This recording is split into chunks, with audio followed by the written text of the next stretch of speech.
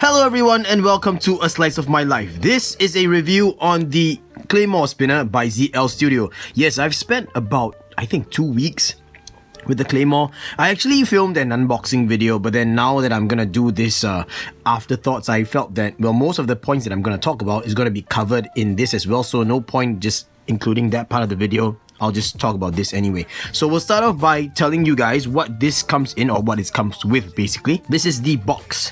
I think this might be the standard ZL Studio box right now, and yes, ZL stands for Zero Line. And yeah, it has this quote here that I actually talked about when I was reviewing the Millennium Spinner, and this quote is by Robert Frost. Thank you so much to Ron Lucier for actually pointing that out to me and giving me that information. It's a very nice read, the article you posted, bro. Well, I have to be honest and say that I'm not into literature, so I don't really know much about literature and poems. I don't understand poems very well, but anyway, it's a very good read by Robert Frost. Thank you so much for pointing me in that direction, Ron. I appreciate it.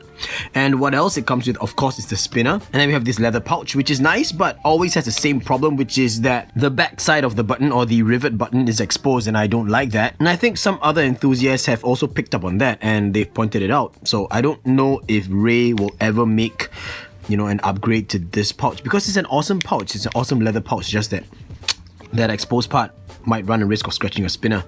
And well, the next thing is that this leather thing, always look at that, like this fur always comes out fur. Is that right? Yeah, well, basically you get like little bits coming out. You want to call it lint, I don't know what this is, but these are the two main detractor points for the pouches that ZL Studio provides. But very nice embossing over there. Now I'm gonna have to dust this off. Give me a moment. It also comes with a card, and last but not least, it comes with a bearing removal tool. Very nicely laser etched, by the way. Yep. So this is the Claymore in silver color. Not silver, but this is made of stainless steel, okay? This is number 3, and I seem to have luck with the number 3. I don't know how come, but number 3 is like luck, I guess. So something to do with 3, probably because my birthday month is March as well. Now, for example, my Sakura spinners were number 3. My Damascus Steel Zen Tri Nanos are also number 3. You know, this is number 3. And this is, well, you could see there's stainless steel, 304, signature and signed by Ray, of course, by himself, and made September 2017. So not too long ago, actually. This is like, what now, October? Pretty cool. So I'm gonna give you a little bit more information about this before I talk about the fidgetability and stuff like that, guys. This is going for $54.99 on the One Stop Fidget official, and there also is an electroplated black version that is going for $58.99. So this is actually a 606 hybrid ceramic bearing spinner, and it weighs about 70 grams. And it is about 63 millimeters long this way, 24.6 millimeters this way, and about 11.8. So that's just about almost 2 centimeters tall. Okay, gonna get a stubby in for size comparison. It's longer than a stubby, almost twice, not as much as twice, but pretty narrow. Like, it's quite consistent throughout. Yes, there is like nice curves over here, and I'll talk about that in a while, but it is pretty consistent throughout. Thickness wise, it is about the same thickness as a stubby, or as tall as a stubby, I should say. But you can't count the buttons on the stubby because these are not the stubby buttons. These are V1.5 origin buttons that are designed to fit on bearing retention R188 spinners. So yeah, just wanted to be fair. At this point of time, I'm gonna give a huge shout out to AJ over at the One Stop Fidget for sending this over to me. This is cool, and AJ knows that I love bar spinners. So thank you, AJ, for sending this to me, and thank you, Ray, of course, for letting AJ do that. I'm pretty sure that you guys had to work something out to get this over to me. Now, let's talk about the Claymore spinner. This actually, at first glance, it looked kind of plain, but when I actually held it in my hand and then I looked at the detail, I was like, wait, this is actually a lot more intricate than I expected. First of all, as mentioned before, it is a 606 hybrid ceramic bearing inside, and it's held in by a bearing retention system that you can just use this guitar pick looking style kind of bearing retention tool to open up. Just like that. And the cool thing about the bearing removal tool is that it is rounded actually. It's not as sharp as other bearing removal tools. Like here, it's all nicely rounded, and there's no real sharp edge. It's kind of like finished very nicely, and I like that. I think it's pretty cool. All you gotta do is just do that, pop the bearing right out, and you can see that it is a hybrid ceramic bearing. Okay, now this cap, just like other ZL Studio spinners, for example the Twin Star, actually creates this other lip on one half of the spinner. You know what I mean? Like, look at it, it's not equal, right? Over here you actually have this part jutting out. Yes, jutting out, not judder. This part jutting out, that creates this lip for your button to sit on.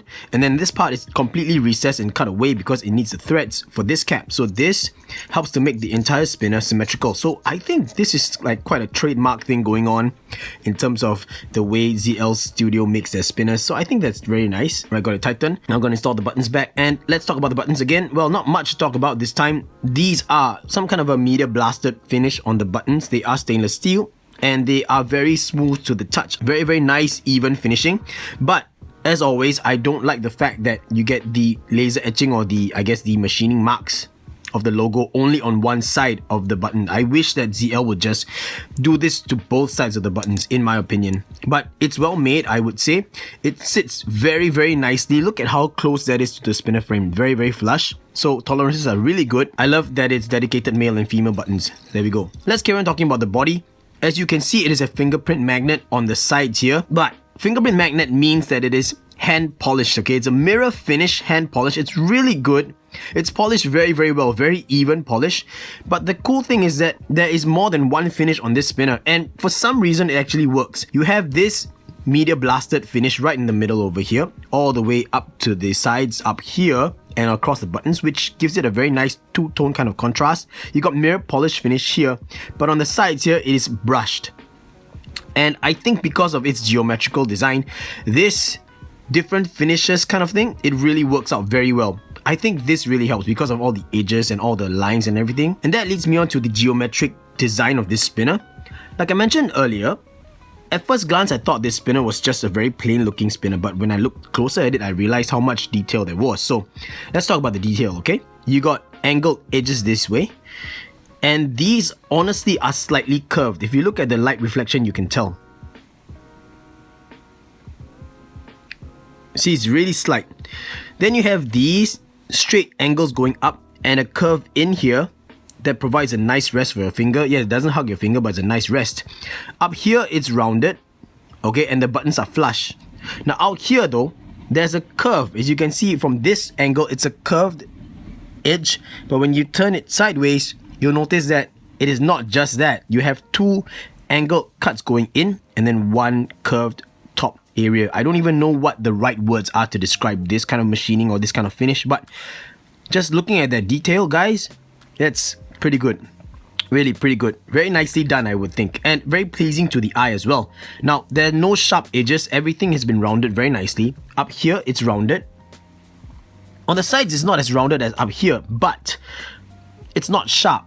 And I think that has to do with the mirror polish and then the brushing as well. It's not sharp, right? It's quite comfortable.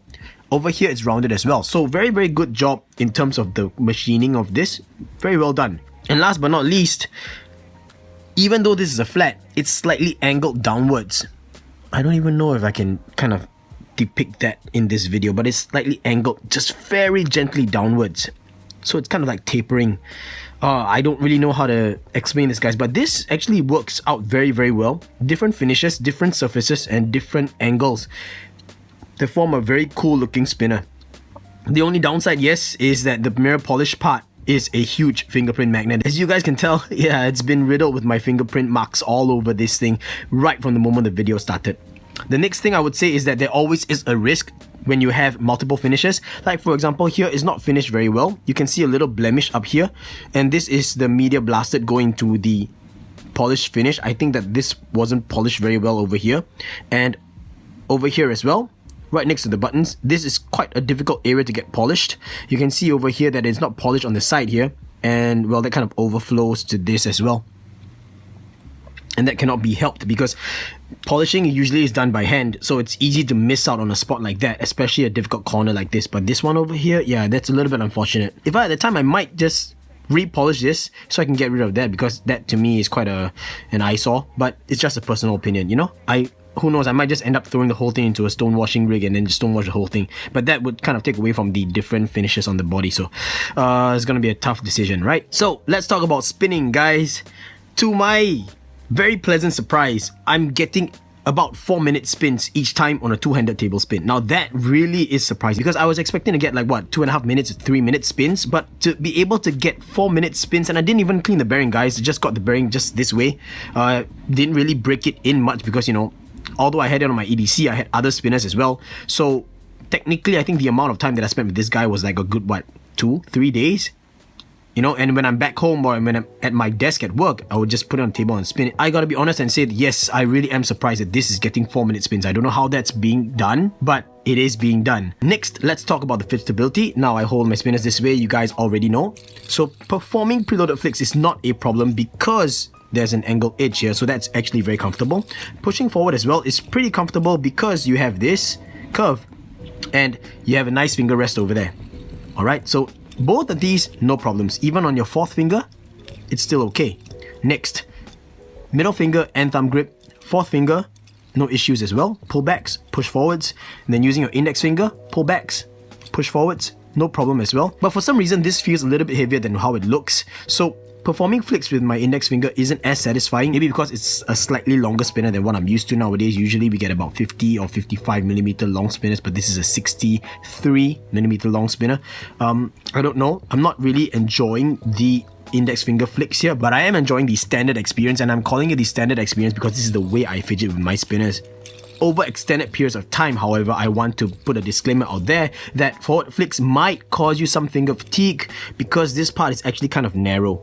You see, like, okay, over here, it might not feel as narrow at first because you have this bearing retention cap and you have this extended part over here for the bearing, right? The main core of the spinner. And well, if you feel like that, it's kind of hard to feel the edge out here. But I guess over extended periods of usage, you might feel a little bit of discomfort over here because of this narrow edge or this narrow area. That's just a disclaimer that I want to share with you guys because I kind of start to experience it a little bit, but most of the time I just pull back anyway, so that's not so bad. So fidgetability wise, not the greatest, but not too bad. All in all, I'm quite surprised because this is a spinner that I actually enjoy. To my surprise, yeah, I was actually quite surprised. I thought, nah, it's gonna be like a mediocre spinner. I thought it's gonna look very normal. But no, guys, I'm actually surprised at myself as well to actually enjoy the spinner. Now the judder is no joke because it's a bar spinner, right? No joke. And the fact that it is a slightly bigger bearing means that the bearing play is going to be even more obvious. So yeah, it's really easily affected by the gyroscopic effect, guys. Like, no joke. No joke. Right, down to my final verdict. For $54.99 and the electroplated black version is $58.99. Okay, first of all, I don't know if it's going to be worth to get the electroplated black version because you get this very nice 3-tone finish on the raw version. Okay, on the raw finish. So I don't know if you're gonna have the same thing on the electroplated black version because, you know, obviously it's been electroplated black, so I don't think there is gonna be like a media blasted finish and then a polished finish for the black. So I don't think you're gonna get a matte and a glossy finish. I think it's gonna be just uniform all over. But I know a lot of you who are watching are fans of the black version of the ZL Studio spinners. For me, you guys already know I don't really like or don't really enjoy coated spinners, whether it's Cerakoted or electroplated or something. I just don't really like it because in my mind, I believe after you use it for a long time, that coating will start to wear off and then it will look ugly because it's black and then it's silver and shiny, and you can't just touch it up at home because, you know, these kind of coatings, you require the right setup and the right kind of I guess hardware to do it. Yeah, so for me, nah, that's not. But if you get the black version and then you lightly stonewash it, oh, I think that finish is gonna be beautiful. I can totally imagine it on this, like with the angular lines, and then you have that nice slightly stonewashed black to make it look kind of worn out.